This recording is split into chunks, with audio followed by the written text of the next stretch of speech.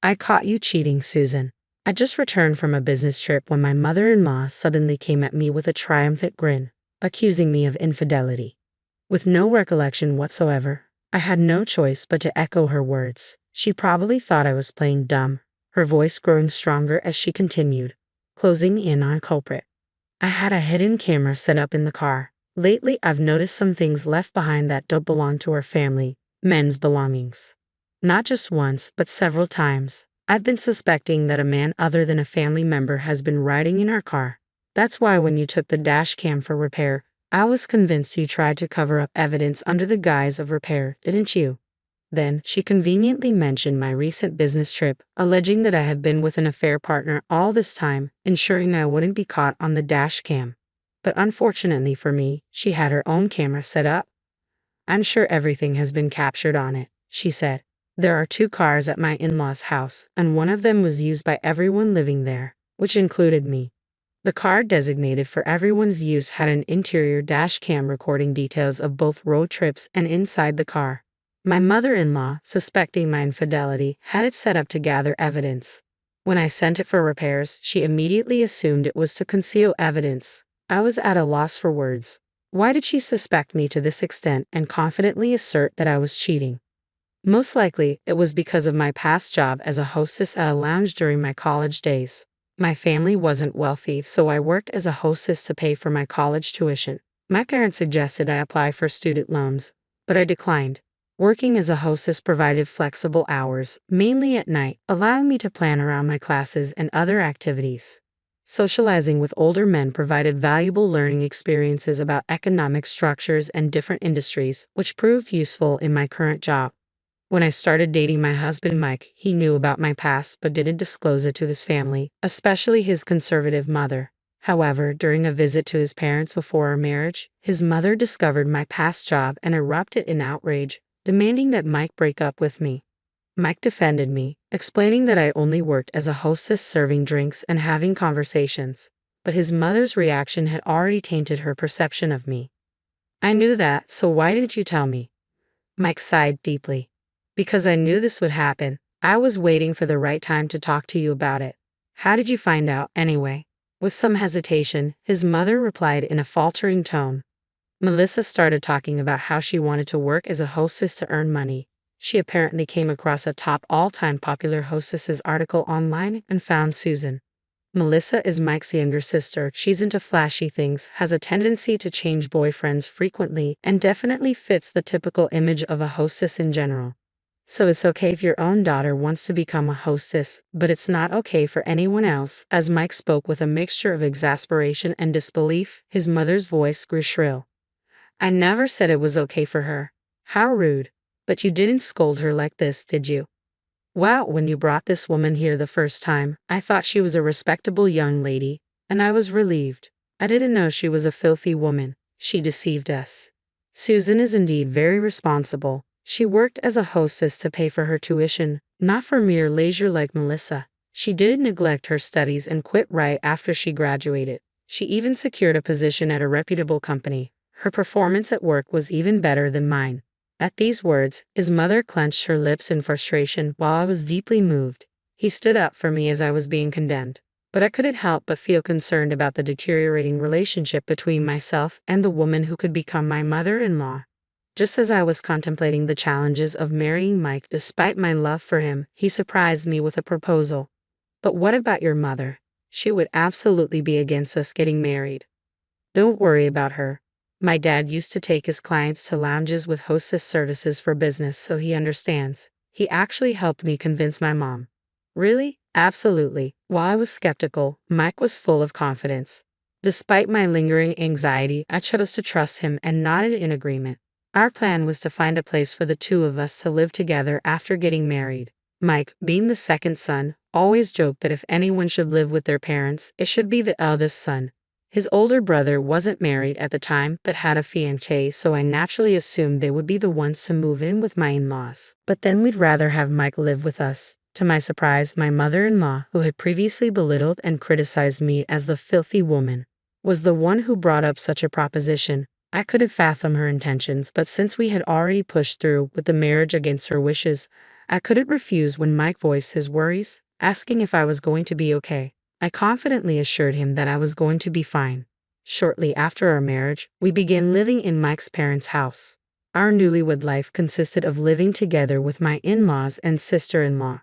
Melissa had actually gotten married a little before us, but her husband was immediately assigned to an overseas business trip, so she remained at her parents' house. Just like Mike said, my father-in-law was understanding and treated me kindly. It helped that I had experience conversing with older men, so our talks were quite engaging. My mother-in-law didn't seem to approve of that aspect of me either. "She's just fooling you, dear." I could hear such backbiting quite frequently. She spread rumors in the neighborhood about me being filthy, and when she saw the designer items I had received during my days as a hostess, she would make snide remarks about my spending habits. At first, Mike and my father-in-law would scold her, but the shrewd woman eventually started to harass me when they weren't around. "Hey, since you're so extravagant with your spending, you shouldn't be keeping money around. Just leave it all to me, and I'll manage it for you." She had the audacity to come to my room and say that, leaving me dumbfounded. I'm not wasting money. These designer items aren't recent purchases. Plus, if I were to entrust anyone with my money, it would be Mike. "You're just deceiving Mike. Even if you gave it to him, you just pester him for money and end up spending it all. I should be the one to hold on to it. Besides, the other day, I witnessed you returning home after drinking with a man. You seem to have a penchant for men, don't you?" That man happened to be my boss. If you work for a company, it's natural to occasionally socialize over drinks, isn't it?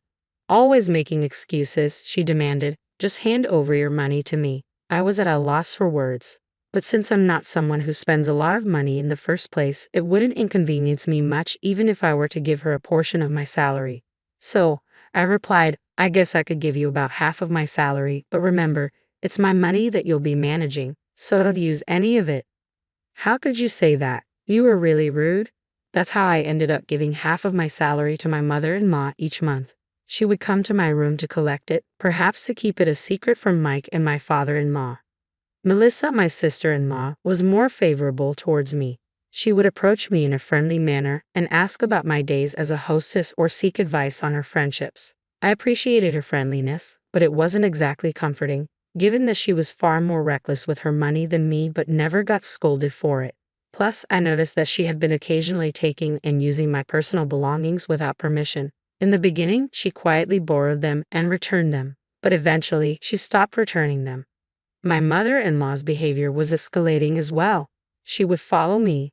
On my days off, whenever I interacted with a man, she would take photos, claiming them as evidence of infidelity. She'd share these photos with Mike and my father-in-law, insisting repeatedly that I was having an affair and should be kicked out. "I want to trust you." Mike spoke to me with powerless words that seemed to contradict his true feelings, after being shown evidence of infidelity by my mother-in-law for who knows how many times. "But the number of photos my mom brings to me, isn't it excessive? Have you been meeting men behind my back?" "No way," I interrupted him out of shock. "Your mom takes photos of random people I bump into or people asking me for directions, strangers I absolutely don't know." "Yeah, you're right, sorry." Mike's voice lacked energy, and I didn't feel he fully believed me. Melissa would buy into everything my mother-in-law said, often commenting, whether maliciously or not, "Susan, you really have a lot of men wrapped around your finger. That's amazing." Her words seemed to be taking a toll on Mike as well. My mother-in-law's boasts about having caught me red-handed came amidst this ongoing tension. I finally got definitive proof of Susan's infertility. With that, she summoned my father-in-law, Mike, and Melissa to watch the hidden camera footage with her. I knew everyone was suspicious of me due to my mother-in-law's outrageous behavior. Even Mike started to think I might be cheating, but just as strongly as my mother-in-law insisted on her evidence, I had absolute confidence that I hadn't done anything wrong. And at that moment, only, I knew about the shocking footage that was about to disappoint my mother-in-law's expectations greatly.